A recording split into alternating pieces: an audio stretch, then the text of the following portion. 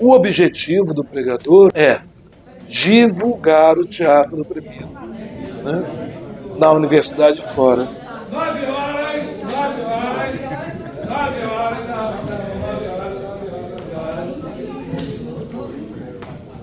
9 horas. Eu conversando com a Antônia, falei, Antônia, eu acho que a gente precisa ter um núcleo artístico, precisa ter um grupo que monte espetáculos e circule por aí com esses espetáculos de teatro do oprimido, espetáculo de teatro fora. Eu propus já a partir de um trabalho, né?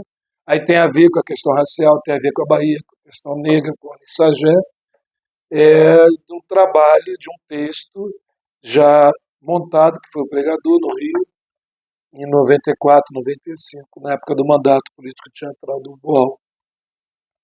Era um dos núcleos, né? O Senum era um dos núcleos de teatro. E ela achou a ideia interessante. A gente levou para uma disciplina da pós, fez lá a leitura com as pessoas, alunos, alunas. Tentamos financiamento, eu cheguei a entrar na Caixa Econômica, no edital. Não fomos contemplados.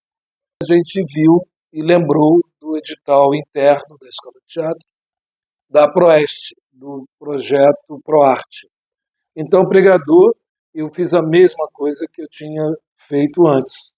Seminário, meu caro amigo Augusto Boal, convidando pessoas que tinham trabalhado com ele, até lançamento de livro, teve o Jean Vitor lançando livros sobre o que antecedeu o Teatro do Oprimido, professoras e professores que trabalharam, que trabalham com o Teatro do Oprimido na universidade, uma pessoa, a Itala Nandi, que conviveu e viveu com o Boal na época de São Paulo, Teatro de Arena.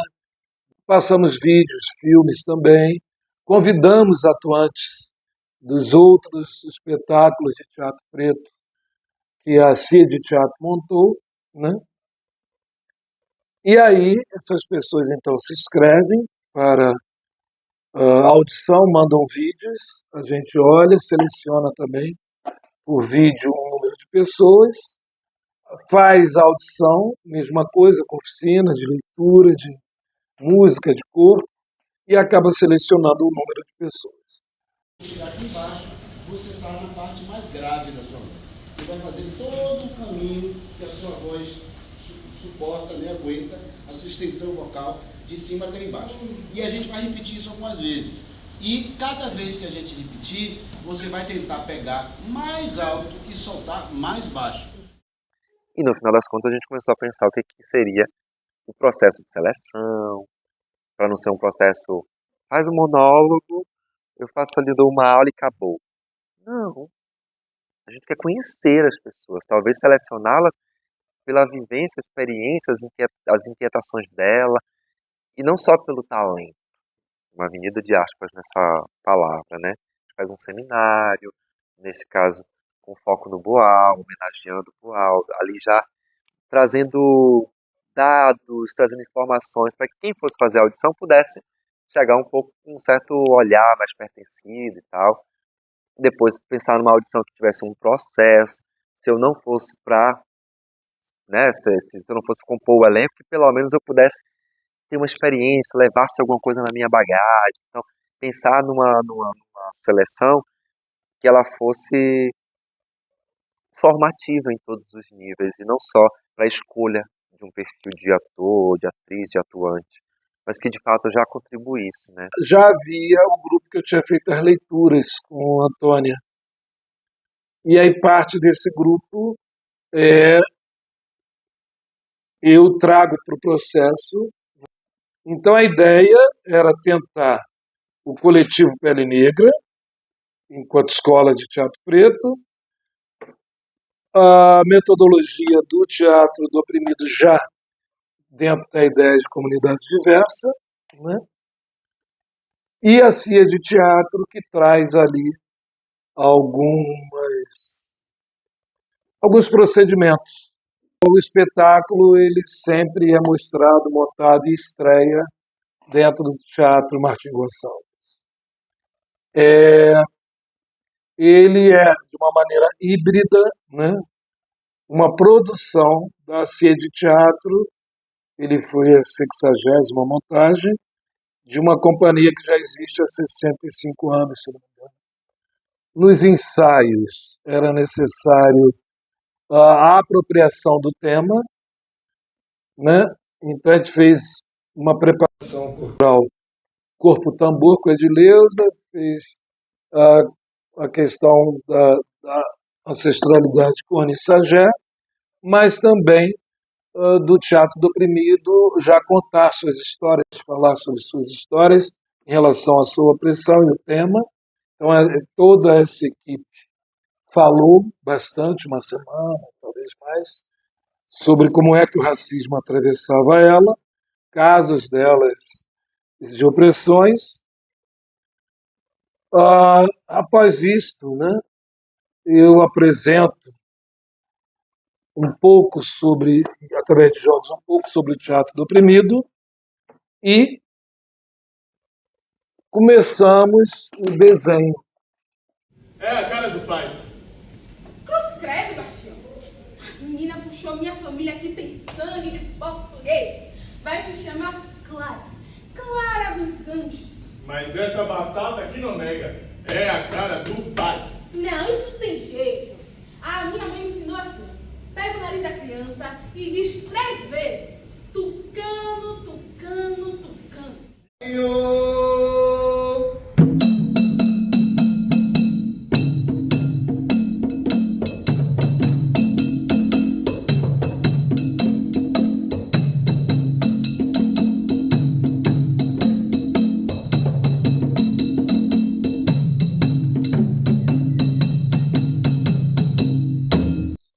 Eu acho super importante a gente revisitar o Pregador, né, que foi um marco dentro do Teatro Oprimido. Né? Então, repensar ele hoje em dia, aqui com o público, para apresentar para o público baiano, feito com atores baianos, eu acho fundamental fundamental a gente discutir essa perspectiva da mulher negra hoje, aqui em Salvador. Né? Eu acho que precisa ainda isso ser discutido com a sociedade, né? O que são essas camadas de opressão dessa mulher negra que geralmente sustenta toda a família negra brasileira. O Pregador é um texto que eu já posso dizer que é atemporal. E eu gosto muito dos clássicos pretos. Eu acho que eles já estão se constituindo na contemporaneidade. Então eu fico muito feliz de dar vida novamente a esse texto, um texto que é de 94, 95, do Lico.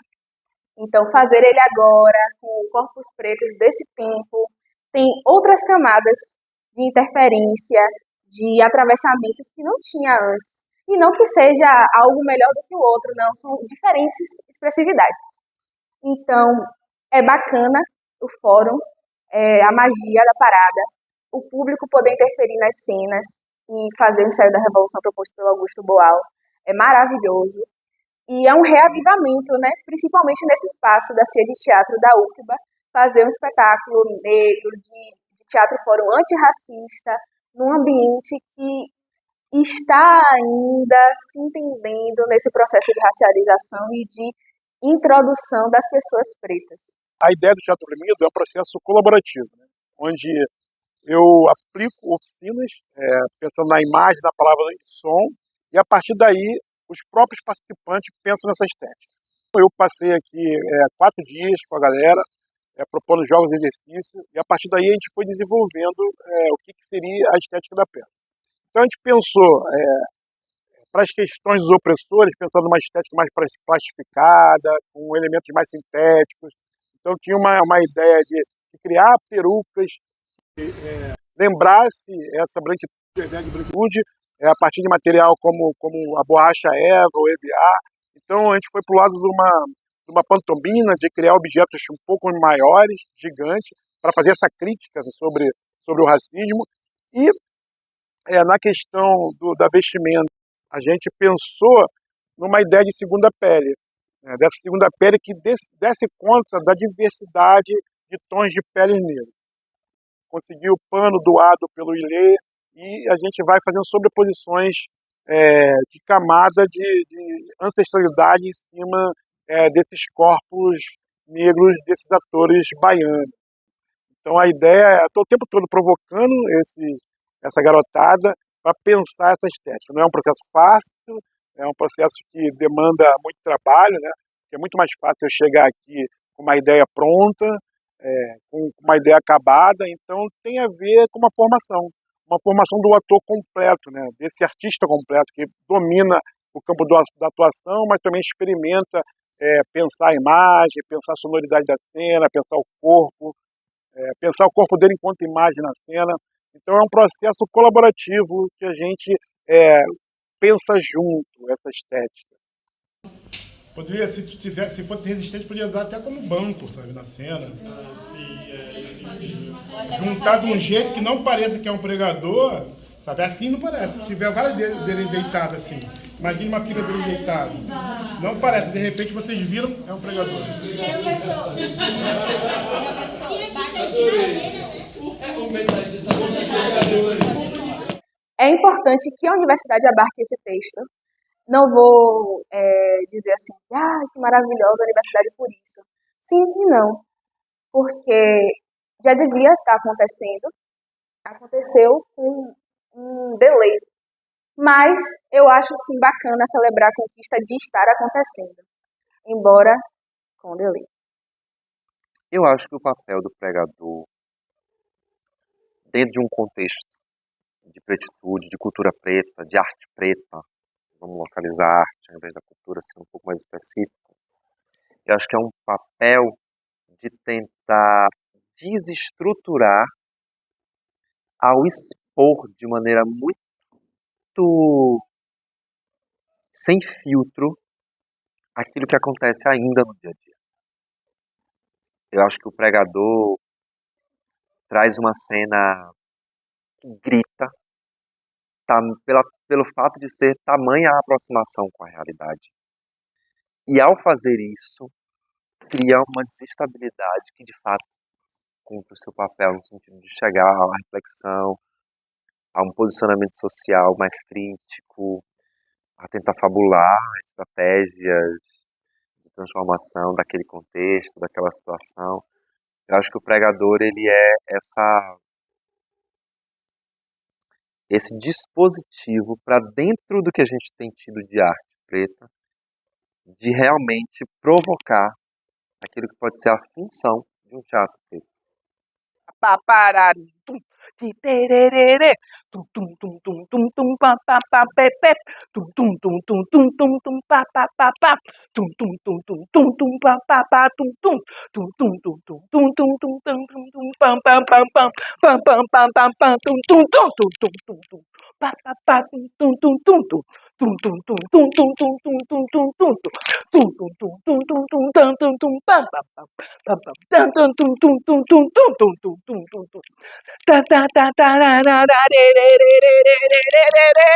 Acho que as maiores dificuldades para mim foi corpórea mesmo, né? A corporealidade dentro das atividades, porque nós temos muitas transições de levantar, de dançar, de cantar. Eu tenho trabalhado isso, trabalhado o meu canto, e quando a gente fala de teatro negro, tem muito isso, né, de você mesclar a dança, o canto, para além da interpretação, e tem uma exigência corporal bem forte, né, então acho que a minha principal dificuldade foi essa, o meu corpo, saber como lidar com ele dentro de cena e fazendo tudo isso ao mesmo tempo. Eu olho mesmo para a água, para não cair.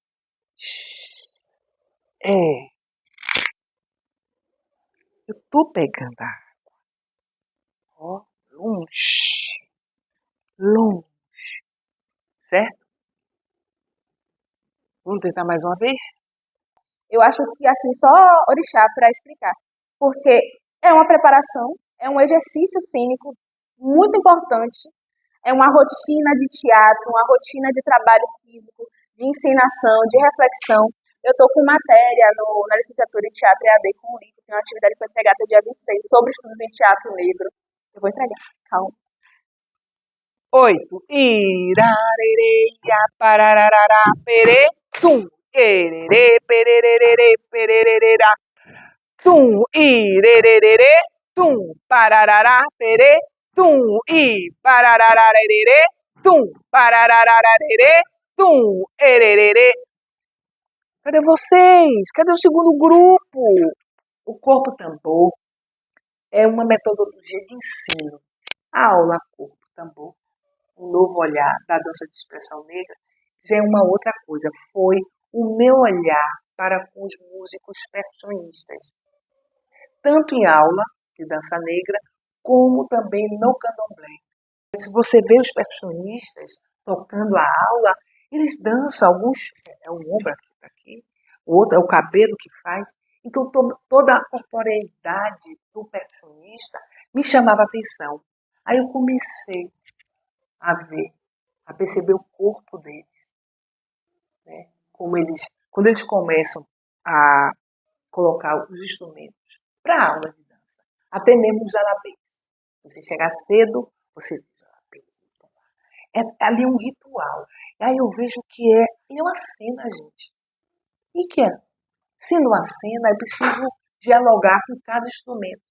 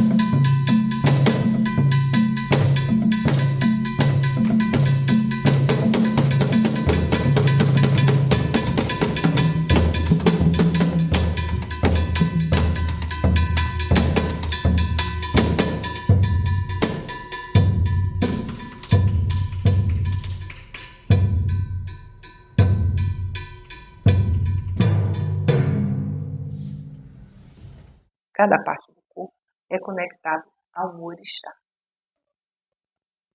As entradas e saídas é Exu.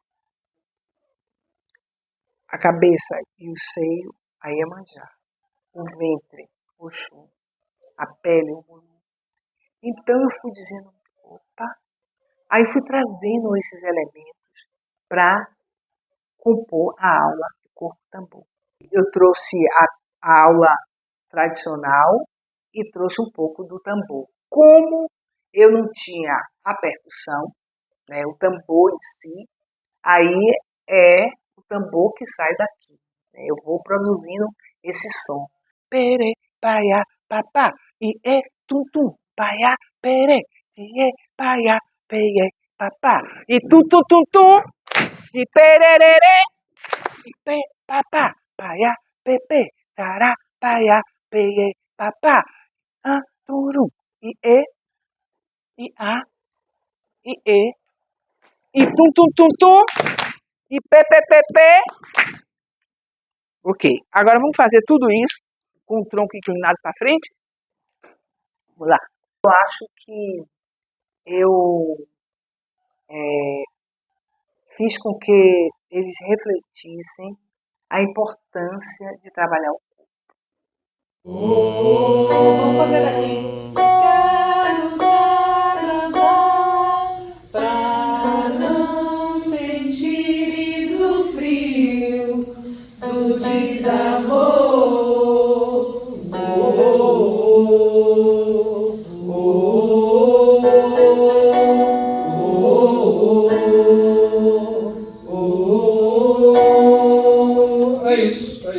trabalho muito com arte e educação, com preparação vocal, e gosto de estar perto de jovens artistas, gosto de estar perto de, como é que eu posso explicar, de um elenco mais jovem, de pessoas que estão aprendendo e descobrindo coisas. E eu acho que a evolução do processo aconteceu como tinha que acontecer e todos ganharam, todos assim, todos cresceram. Quem é você? Que já quer ser doutor? Nego abusado do rabo empinado, quem foi que mandou?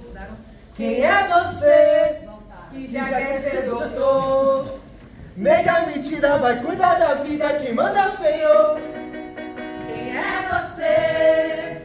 Que já quer ser doutor? Nega abusado do rabo empinado. Eu acho que o maior desafio é justamente porque é um grupo heterogêneo, bastante heterogêneo no que se diz na vivência musical. Então tem uns que têm mais experiência, mais encorajamento para fazer as coisas. Tem outro que tem menos experiência, quer fazer, mas se sente mais inseguro. Então aí você tem que ir observando o que é que cada um está dando, como você pode fortalecer aquela cena, talvez utilizando esse que tem mais segurança, né, para oferecer um pouco de segurança ao outro, usando um pouquinho essas estratégias. Então, acho que esse foi o desafio, mas o meu principal objetivo, eu acho que eu alcancei, que era ouvir a coletividade. Essa função de dramaturgista, então, eu tinha aprendido sobre isso na SP, e apesar da gente ter feito umas práticas lá, acho que essa foi a primeira vez que eu pude, talvez reivindicar assim, esse lugar, né? Mas sempre também eu ficava muito tentando me perceber, fazer uma autocrítica, porque ainda assim eu era uma dramaturgista branca, num processo, a gente estava falando sobre racismo, né? Antirracismo, na verdade. Enfim, porque o dramaturgismo ele é um lugar que não é necessariamente criativo, mas ele é um lugar reflexivo, de pensar então como que isso vai chegar ao público, né? Então, sei lá, uma das primeiras coisas que eu percebi assim era que naquela cena do ringue, que a plateia ia bater palma para a Clara. Mas a gente não sabia disso porque nunca tinha plateia enquanto a gente ensaiava, né? Mas então esse lugar do dramaturgismo é quase você se antecipar uma percepção do público e conseguir devolver isso para os atores. Tipo, essa possibilidade pode acontecer, como que a gente vai lidar com isso? Mas a função foi muito interessante porque é um desafio, porque eu não sou baiana. E o texto é carioca e veio para a Bahia. De um terceiro lugar, que é de São Paulo, então é tipo, como pegar uma dramaturgia que tinha expressões, contextos que faziam sentido naquele Rio de Janeiro dos anos 90 e trazer para uma Salvador de 2024, que não é meu lugar de origem.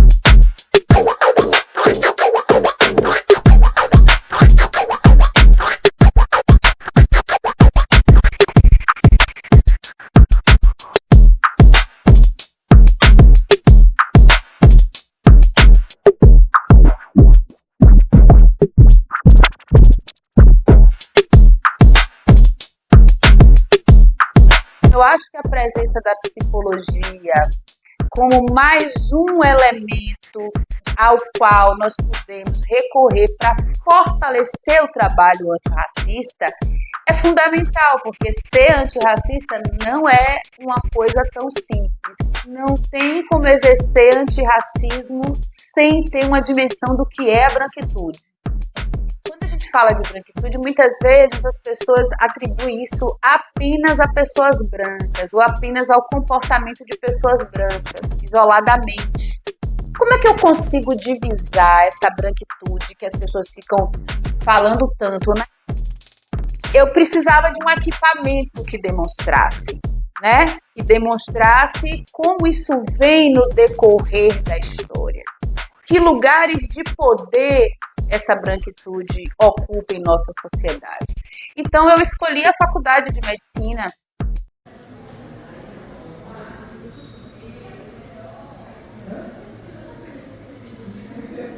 Então eu queria que esse elenco pensasse onde nós estávamos ali naquela época.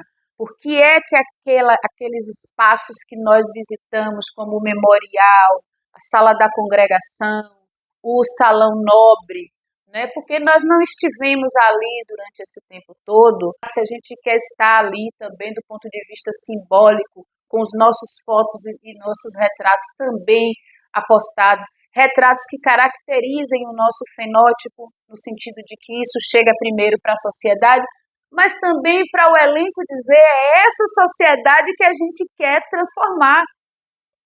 É esta Casa Grande que a gente quer botar no chão e construir uma outra racionalidade. É um teatro fórum antirracista, é um elenco antirracista. Então, a formação antirracista significa identificar a branquitude, identificar os malefícios racistas do privilégio branco e dizer eu não quero isso. É a sociedade que eu quero transformar. São dois caminhos na segunda etapa. A construção de referenciais afirmativos e positivados. O tempo inteiro eu vou falar sobre amor. Por quê? Porque o racismo, a primeira coisa que ele faz é colocar em dúvida a nossa capacidade de amarmos e sermos amados. Então, quando Fanon diz, vi ao mundo cheio de expectativas e me vejo como um objeto entre outros objetos. E ali eles estão dando algo que eles lutaram muito para conquistar, que é o palco.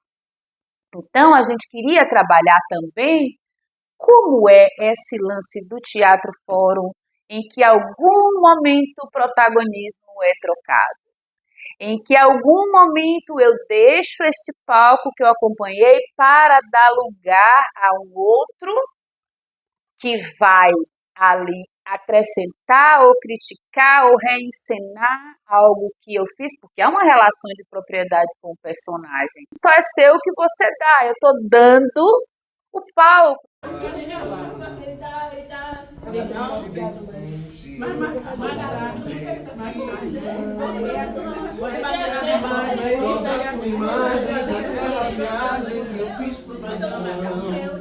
Eu que nasci na floresta, canto e faço festa pro seu coração. Voa, voa, azul, bum, voa.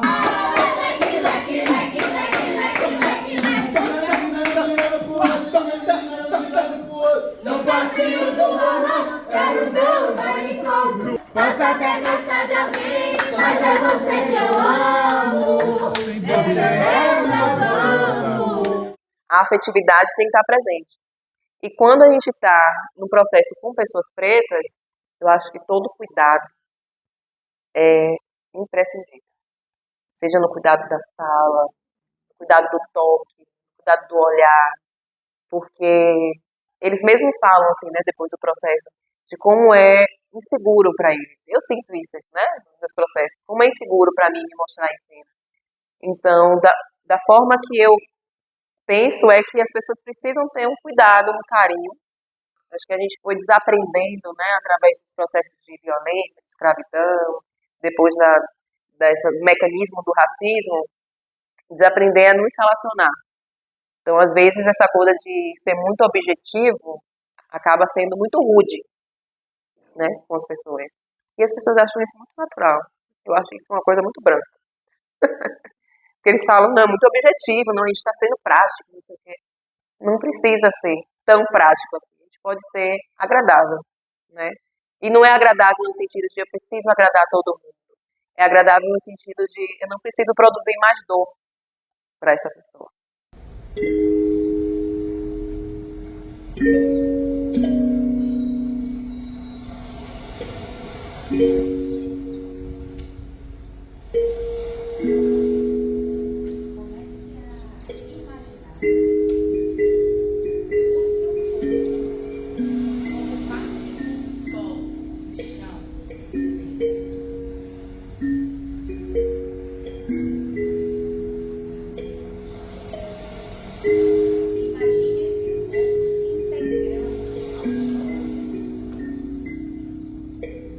Primeiro, foi um grande privilégio, uma oportunidade assim imensa porque eu nunca me defini coringa, eu nunca tinha coringado uma cena, né, de teatro fórum, eu nunca tinha montado teatro fórum. Eu tenho experiências com o método, usando o método em sala de aula, pesquisando teatro invisível. E aí, quando o professor Lico convida para fazer essa coringagem, eu falei, professor, eu não tenho experiência com fórum. Ele ficou surpreso, ele achou que eu tinha essa experiência. Mas ele foi muito acolhedor também, muito generoso, né? Porque ele me ensinou, ele fez comigo, ele disse, fique tranquila, você é professora, você tem uma voz alta, você tem um conhecimento, né? Já está fazendo e pesquisando o teatro do oprimido. E aí, na prática, eu percebi que a função coringa ali no Teatro Fórum, ela é bem difícil, né? Porque você precisa ter uma energia, uma prontidão de atuação, embora você não faça, né, o antimodelo. No meu caso, eu não atuei no antimodelo, mas eu entendi que eu precisava me preparar para estar presente, né? Para estabelecer uma relação com esse público, eu precisava ter segurança do que eu estava fazendo, então eu tinha que saber sobre esse tema que o espetáculo aborda, né, que é a questão racial e também a questão de gênero, né, que está atravessada. Ter um jogo de cintura, porque as ideias, as opiniões, elas às vezes, né, precisam de uma mediação e chamar atenção para algum equívoco.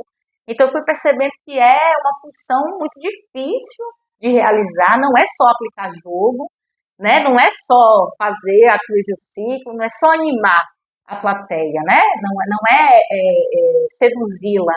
Na verdade, é trazer as pessoas para uma discussão, primeiro para participarem, para discutirem, para apreciarem e fazerem juntos, né? Jogar juntos. Do pensamento feminista negro, dos pensamentos, né, feministas negros, porque existem várias correntes, existem teorias diversas. Mas o princípio que é acolhido, né, por todas essas teorias é um outro pacto civilizatório para o mundo, para a sociedade. Então, certamente é um mundo sem capitalismo. Um mundo sem capitalismo será um mundo sem sexismo, sem patriarcado, sem racismo, sem abominação, né, sobre os corpos, sobre as diferenças.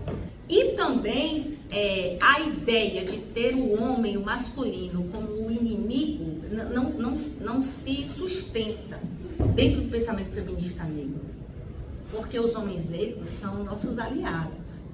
Eles são a nossa família, são os nossos filhos, os nossos companheiros, os nossos irmãos. Então, eles não podem ser os nossos inimigos.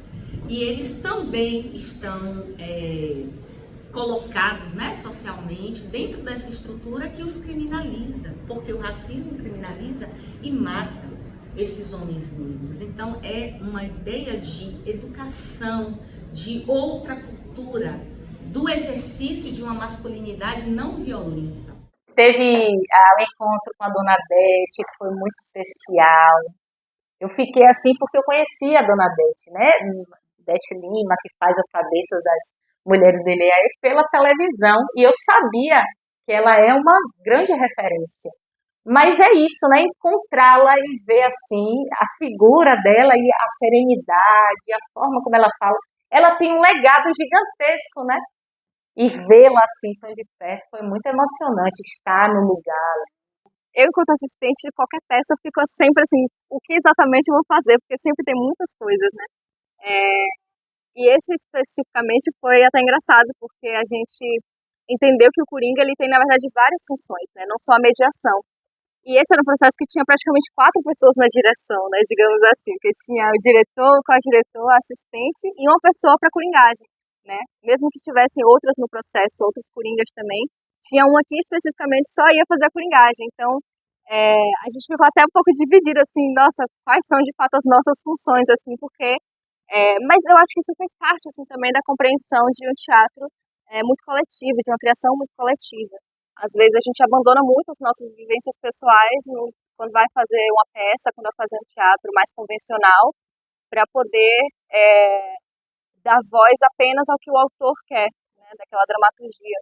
Então, no teatro oprimido, a gente vê, mais especificamente, né, por ter um elenco majoritariamente não, completamente, né, composto por pessoas pretas, que tinham aquelas vivências ali do texto, do autor, né, e que foi também complementando essa dramaturgia, esse texto, elas também se tornaram vozes ativas ali, né, então eu acho que essa é a principal questão, fora que é um processo mais coletivo, né, às vezes em outros processos a gente vê uma verticalização muito maior.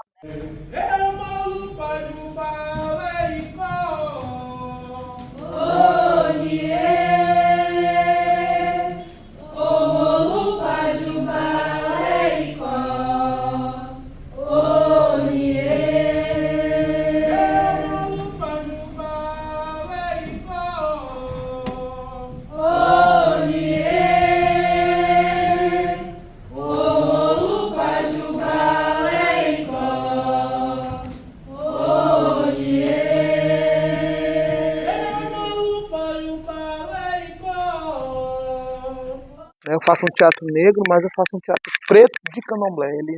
Ele não fica apenas na questão étnica, mas ele faz um recorte a mais dentro da nossa etnicidade, que é a questão da ligação com a tradição do culto aos antepassados, aos orixás.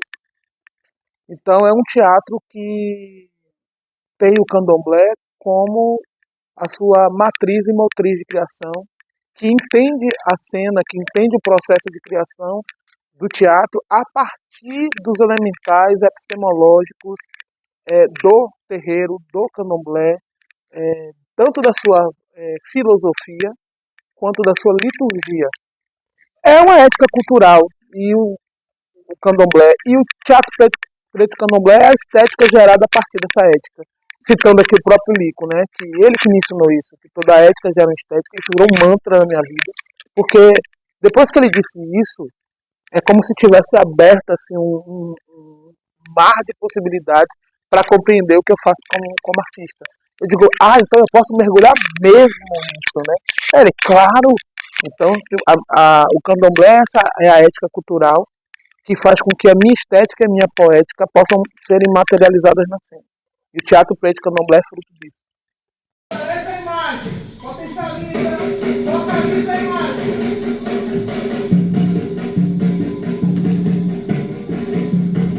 Procura sentir as sensações da imagem. A terra.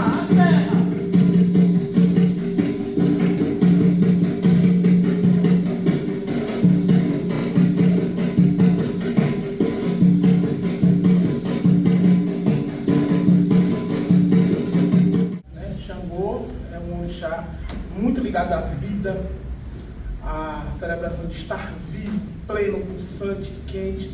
É tão vivo que não tem negociação com a morte. Ele respeita, porque o povo diz que ele tem medo. Não é bem assim, não é sobre ter medo, é sobre ter consideração. E o espaço onde há energia quente, que é a energia da vida, não dialoga muito bem com o espaço da energia fria, que é a energia da morte, da ausência de vida. As duas energias são importantes. Já pensou se todo mundo que nasceu não morresse? Meu pé está paradinho. Ó, o máximo que ele vira para o lado. Vamos aqui? Ué, eu não estou fazendo teatro negro é isso aí. Meu corpo, meu canto, minha dança é narrativa.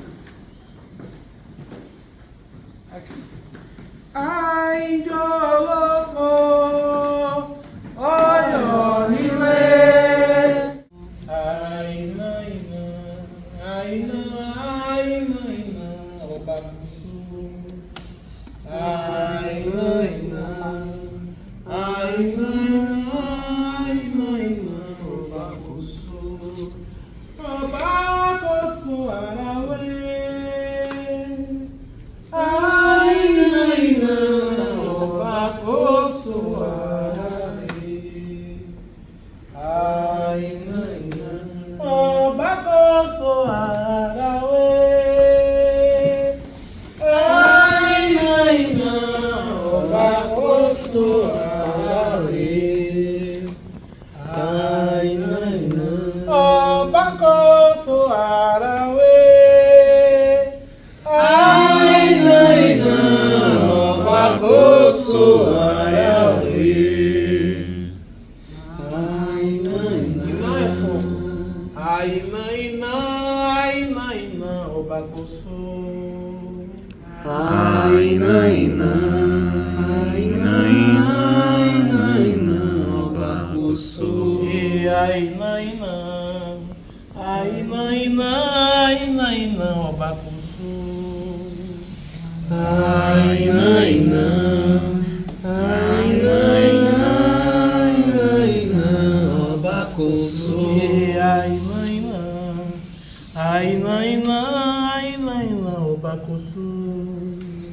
Eu experimentei com eles uma etapa do processo criativo estabelecido dentro do Teatro Preto de Candomblé, que são os rituais instauradores, que geralmente acontecem dentro do terreiro, mas no formato do Juinã eu posso fazer em qualquer lugar. E são um conjunto de exercícios que eu ou criei, ou adaptei, ou ajustei desse diálogo entre exercícios cênicos e rituais a partir dos rituais públicos que acontecem dentro do terreiro, mas que são das festas públicas, que eu junto uma coisa com a outra e sai uma terceira coisa que intensifica as noções de ritualidade, a imersão na ancestralidade do atuante, por meio dele investigar o corpo e a voz, e a conexão dele com esse espaço sutil da multidimensionalidade, que é muito da nossa tradição de pessoas afrodescendentes, né? Essa noção das relações entre a dimensão da materialidade e a dimensão da imaterialidade, que é muito inerente às espiritualidades totêmicas indígenas e africanas. Então a gente fez o ritual do fogo, a gente fez o ritual da terra e a gente fez o ritual da água.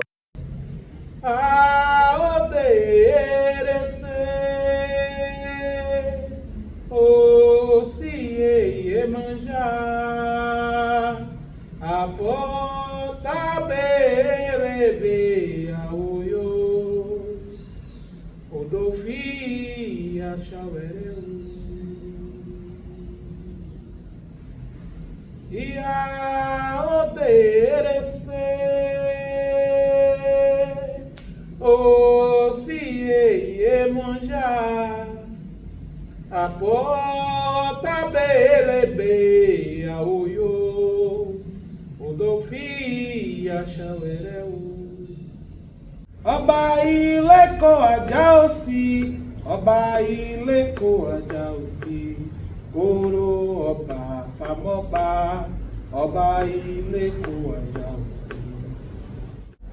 Ìrù ọ̀fà baramọ́, ọba lọ́jà láòjẹ́, ọba lọ́jà láòjẹ́, ọba lọ́jà láòjẹ́. Ìrù ọ̀fà baramọ́, ọba lọ́jà láòjẹ́. Ọba lọ́jà láòjẹ́, ọba lọ́jà láòjẹ́. Ìrù ọ̀fà baramọ́, ọba lọ́jà láòjẹ́. Uba, uba, aoyoba, uba, aoyoba, uba,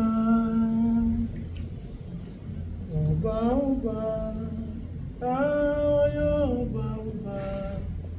Então, o trabalho de radiação, o biocênico do atuante, a compreensão dele dessas noções de ancestralidade. Conforme eu vou trazendo algumas noções que eu aprendo no candomblé, ele vai compreendendo que a ancestralidade é algo muito maior do que ter o sangue de alguém correndo nas veias. E essa noção de ancestralidade é o botão que eu fico apertando ou folgando nesse jogo com a cena de se ver, ser visto, se perceber. E aí eu utilizei um pouco desses exercícios, dessa ritualidade, para conectá-los